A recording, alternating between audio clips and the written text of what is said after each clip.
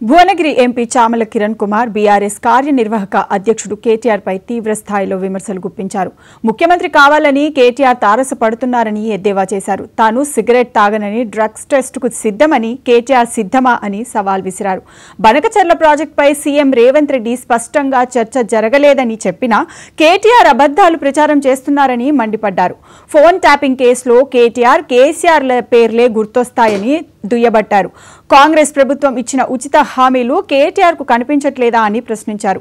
బీసీలకు 42% రిజర్వేషన్లు కల్పిస్తుంటే BRS party వరుసగా 42% టికెట్స్ ఇచ్చి చిత్తశుద్ధి నిరూపించుకోవాలని చామల కిరణ్ కుమార్ రెడ్డి డిమాండ్ చేశారు. మీరే రాయించి మీరే దాన్ని వాస్తవం అని చెప్పి మీరే మళ్ళీ ప్రజలకు రుద్ది మీరే అక్కడెక్కడో ఇంగ్లాండ్లో ఉన్నామే ఈ విషయం చెప్పిందని చెప్పి మీరే మ్యానిపులేషన్ చేసేవని న్యాయమా?